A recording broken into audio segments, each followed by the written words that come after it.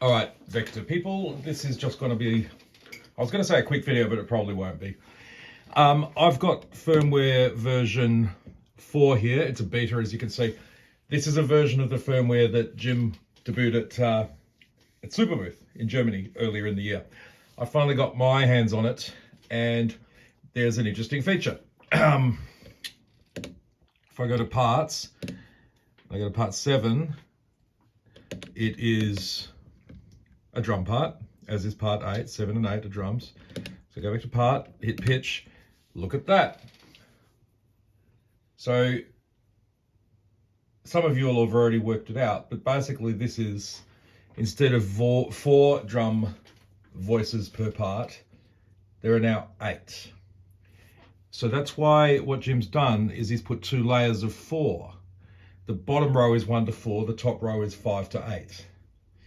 And now, on a single drum part, that means I can trigger 8 different percussion or whatever targets. I used to do that using 2 parts of 4 voices each. So that was put kick, snare, tom 1, tom 2 on part 1, and then, you know, an assortment of cymbals and maybe some kind of noise thing on part 8, which would be voices 5 to 8, 2 sets of 4. Now I don't need to do that, which is pretty cool. Couple of things I've done. I've routed this out to my Isla S2400, which is a very capable machine, and this pair is really good. So what I've done is I've gone to route. I'm using the MIDI out on my Jack Expander Mark II, and you can see I've got channel 10 routed for part 7 and part 8. So that means I could have up to 16 drum voices triggered on the Isla by 2 parts on the Vector. I've also got a chord part set up for polyphonic stuff on MIDI channel 1. And the way that you sort of configure it within the Vector, you go through the sequence pages till you get to, I think it's the final one. And you can see here voices, I'm in part 7, voices 1 to 8 is note 36 upwards. Voice 1, 36, voice 2, 37, voice 3, 38, and so on, up to 43. And then you go to part 8 and you do the same thing. On 8, it starts on, on part 8, it starts on 44 because part 1 was 36 to 43. This one is 44 to 51. So voice 1, 2, 3, 4, 5, 6, 7, 8. So that's how I've got that set up. I could go and then name these a little better too, but really I don't care about it. And also I change it quite a lot. So this is all saved as part of my template now. And what does it sound like? Well, I mean, it sounds like a sequence of triggering drums, right? So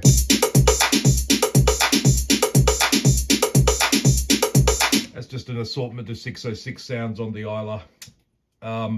So how would that look if we were doing it from scratch? Well, let's go to part 7 because that's the one that I'm interested in.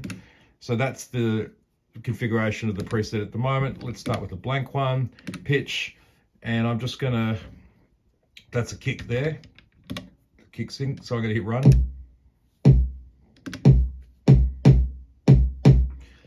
Okay, pretty standard.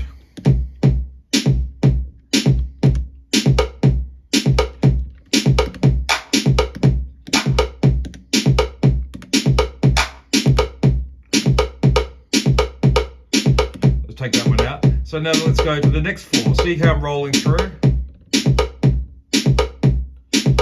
Okay.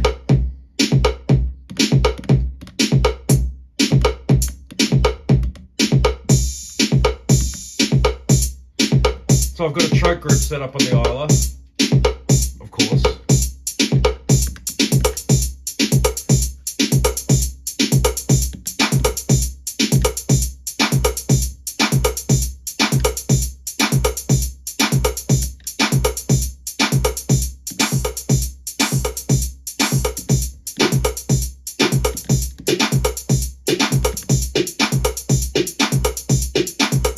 Slightly different snares programmed on this Isla kit.